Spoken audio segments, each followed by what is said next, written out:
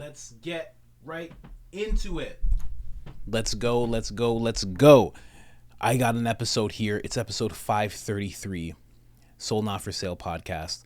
Tucker Carlson sitting down with Stephen A. Sund. Stephen A. Sund was the former, well, at that time, Capitol Hill police chief. He resigned after the whole January 6th situation occurred. Tucker Carlson, and this is very telling as well, Tucker had him on his show on April 20th, like around the time that Tucker got fired. So he had him on the show, did an episode, and then I believe got fired. So something that Stephen A. Sund helped Tucker get fired. My opinion, that's just what I'm thinking. So Tucker decides, hey, we got the show back again. We're going hard. Gonna have him on again. And he does, and he has an hour-long interview. I just wanted to show you a clip because I've been talking about the attack within, and if this doesn't exemplify what I've been talking about and what Tucker's been talking about, I don't know what does. And then couple this story that you're about to hear from Stephen himself, Mr. Sund himself, along with the fact that there have been speculations about January 6th being riddled with agents all through the crowd. And this just looks like a completely different situation than what we've been told. Let's get into that. Before I do, of course, I have to bring you to the store. I am coachcolin.com. We have the Sold Not For Sale shirt here. We have the certified pure blood shirt for those of you that survived the pandemic unscathed and untainted. This is your certificate of achievement. And we have my personal favorite, public enemy number one. If you don't know who this gentleman is, please Google the World Economic Forum. I don't want you to just buy it. Google the World Economic Forum right now. Check out who this gentleman is. Check out Agenda 2030. See what he has planned for us by that time. And then you'll understand why he's branded as public enemy number one, in my opinion. And if you want 10% off of anything you just saw, all you got to do is put in the discount code I am Coach Colin, all one word, all capital letters, one L in the name Colin, and that gets you 10% off. Big purchase, small purchase. And if you've done that already with our site, thank you. You are much appreciated. Now let's get into this. This is shocking. Let's go. Testing could be violent. Absolutely. Now, when you look back and you see some of the intel that was out there, and I reference a lot of it in the book, there's intel talking about going up and killing the palace guards. Those are my officers. There are intel talking about using chemicals at some of the entry points. There's intel indicating that they've done surveillance on some of the entry points at the Capitol. None of that's been included. They talk about burning down the Supreme Court. They talk about different attacks on different members of Congress. And they talk about storming the building. Not a single word of that is included in any of the intelligence assessments. And a matter of fact, my intelligence unit is putting out documents on the 4th, 5th, and 6th indicating a low probability of civil disobedience. What? Yeah. So, if you were, and I'm not, but if you were conspiracy minded, you might think that certain agencies concluded there was likely to be chaos at the Capitol, and that served their political purposes, and so they let it happen, and they prevented you from stopping it. When you tie that into a number of other things that happen, and if you have them, I'd love to take you through some of the military stuff really quick. And I hope you will at length. And can I just ask, I think most people don't understand that the U.S. military would have a role in a domestic political protest. Why would the U.S. military, which we pay to fight wars abroad, be involved in a protest in the United States? So the way it would work is, like I said, through a program. A lot of times the military will come out, they'll do support for civil authorities, whether it's COVID response. They did it during the avian flu, but they'll also do it during civil disobedience. We've used them I've activated and sworn in hundreds, if not thousands, of National Guard troops for IMF World Bank, for inauguration. So we'll have them to help line the parade route, just to help us fortify the perimeter. Sometimes they'll have what their QRF, Quick Response Force, in reserve in case we need additional civil disturbance support. So that's how they'll kind of support law enforcement. So 340 were activated for traffic control and management of crowds around metro stations, so they weren't backed up and stuff like that. Not for specific civil disobedience. So we knew we had National Guard in there. And the Defense Support for Civil Authorities program is if we become overwhelmed, our backstop for law enforcement, and I used up all my resources, and I was overwhelmed, would have been the military, specifically the National Guard. So 209, I get approval to bring in the National Guard. Probably 210, 211. My first call, well, I've already called General Walker. Called General Walker at 151. I was like, I can't wait any freaking longer. I call him, I said, send me the National Guard as quick as you can. I'm going to get approval any minute, because he asked, do you have approval from the Capitol Police Board? And I said, I'll have approval any minute. Please just get them coming this way. So they're within eyesight. Shortly after 209, I talk to them. 234, I get a notification to get on the call with the United States Pentagon. I have to sell my request for the National Guard. I'm on the call with a Lieutenant General Piat, trying to make sure I have his name pronounced right, and a General Flynn is on the call. And it's mainly Piat that I'm speaking with. I get on the call, Mayor Bowser's on the call, Chief Conti's on the call, and I said, I need the National Guard immediately. This is an urgent situation. I still remember saying urgent twice. This is urgent. And they got to be looking at the same TVs I'm looking at. I need the National Guard immediately. You know what his response is? Don't like the optics of the National Guard on Capitol Hill. He goes, I would rather have your officers in the fight and we can backfill your officers somewhere else. I said, I don't have that option. All my officers are in the fight. He goes, I'm telling you, I don't like the option of the National Guard. I don't like the optics of the National Guard on the Hill. I said, sir, we're having our asses handed to us. This is life or death. I need assistance immediately. And I still remember, he said, my recommendation is not to support the request. And I still remember Robert Conti going, whoa, hold on. You're denying the chief of the Capitol Police? And he comes back and says, not that we're denying him. I just don't like the optics of the National Guard on Capitol Hill. And he goes, and he goes back to that again, I'd rather backfill your people. I said, sir, I don't have that option. This sounds like a setup to me. I'm sorry, it does. It gets better. So I beg, and he goes, well, I'm going to walk down the hall and, we'll talk to the Secretary of Defense or whoever he's going to talk to. Right then I get notification. So I'm still on the call. We have the shooting of Ashley Babbitt. And I said, we have shots fired. I still remember yelling over the phone. We have shots fired on the University Capitol. Is that urgent enough for you now? Hang up the phone, because now I got to start making my notifications. I got to call the Sergeant Arms saying, hey, we got what looks like maybe a confirmed shooting. Do you know when the National Guard finally arrived? 6 p.m. 6 p.m. they're sworn in on post. Do you know those National Guard, the 150 to 180 that are within eyesight of the Capitol? You know what they do with them? They put them in vehicles, drive them around the Capitol back to the D.C. Armory. You know where the D.C. Armory is. Oh, it's far away, yeah. Washington, Yes. White House is on one side, United States Capitol, D.C. Armory almost equidistant on the other RFK side. Stadium. Yeah, over by RFK Stadium. They drive them back then, and they send me in the evening troops. Not really. Can you frickin' believe it? No, that's real. That's real. And you know what else they do? While I'm begging for assistance, the Pentagon's sending resources to generals' houses to protect their homes, but not me. So you begin to think, it seems a little conspiratorial. I can see where I'm not a conspiracy theorist, but I can see where people begin to go down that rabbit hole real quick. That rabbit hole? I mean, I don't know what the other conclusion is. Because, look, under pressure, people make mistakes and make bad decisions.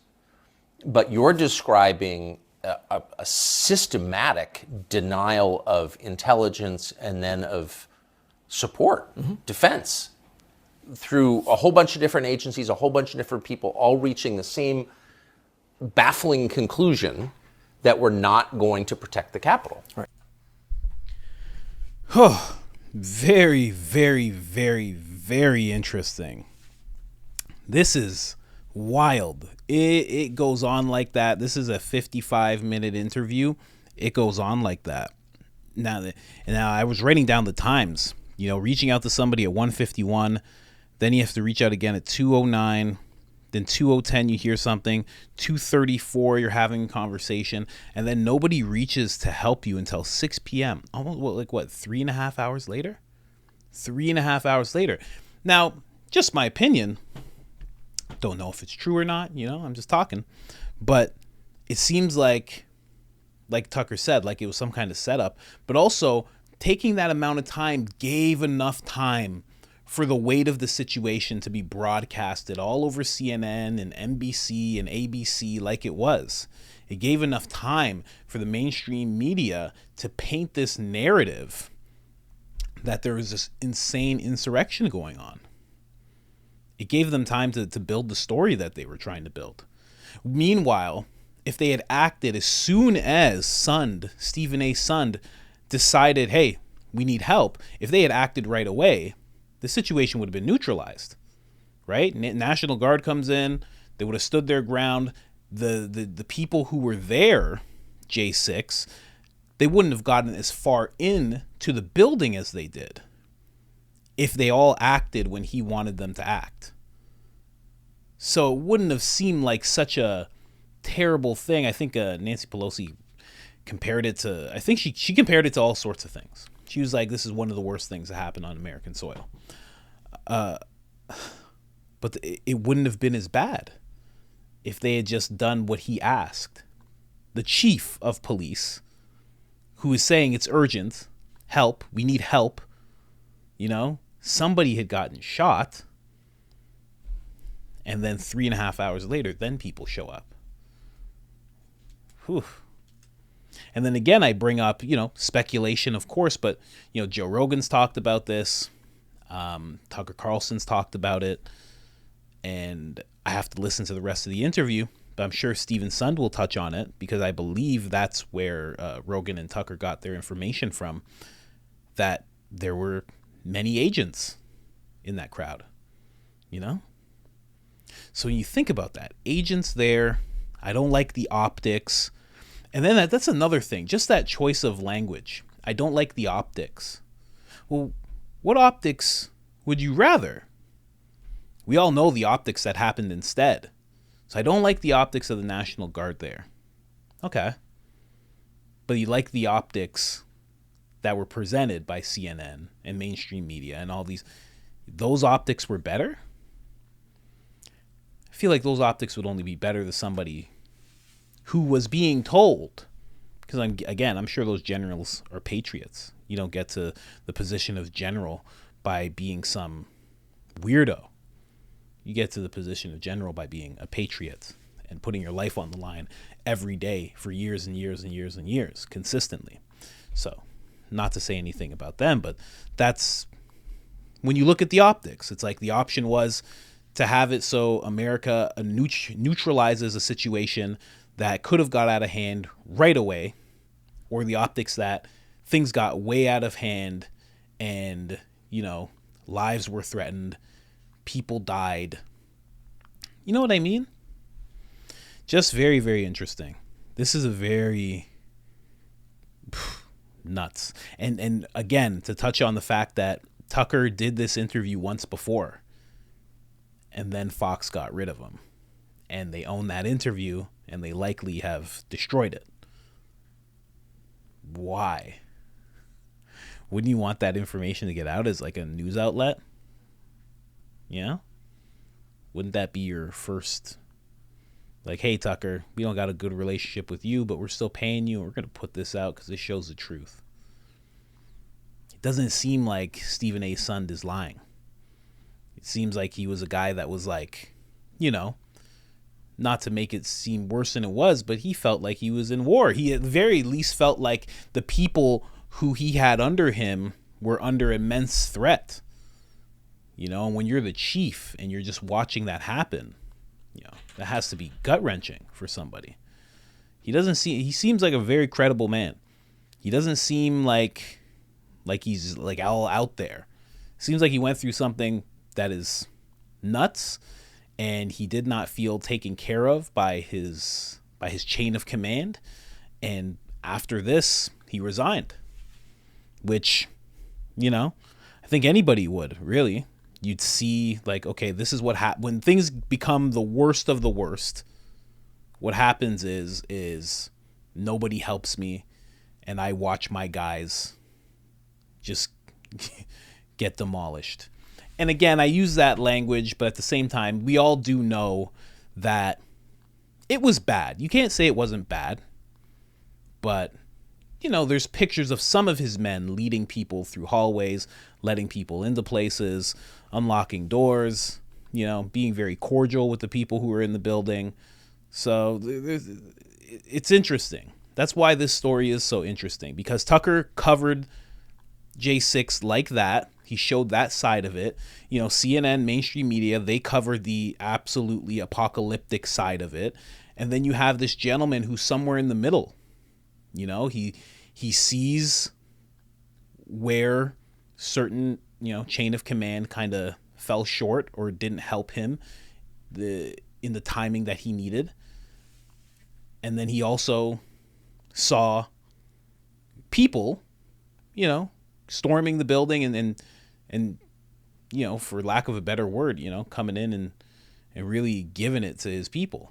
So it's like he's like somewhere in the middle. It's a very interesting interview to listen to. Again, that's Tucker Carlson and Stephen A. Sund. Wow. There's more to this. I'm about halfway through right now.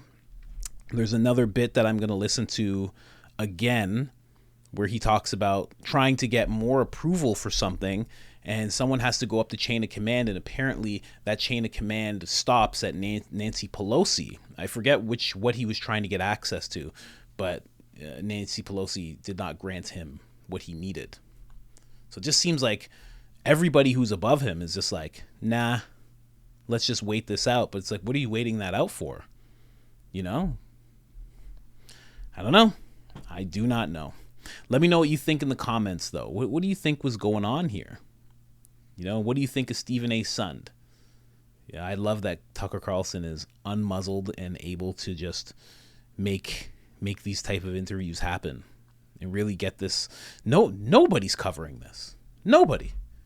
You think CNN, you know, the talking head, you know, the talking head company, Fox, you think all these people would be interviewing this guy like nonstop? Given the story that he has to tell, not many people are giving him the light of day. They're giving more. This is the weird thing. They're giving more time to David Grush, you know, the UFO whistleblower. They're giving more time, more airtime, more FaceTime to that gentleman. But this is a story that really needs to come out a little more. Anyways, guys, like it if you haven't liked already. Subscribe if you haven't subscribed already. And other than that, I am out.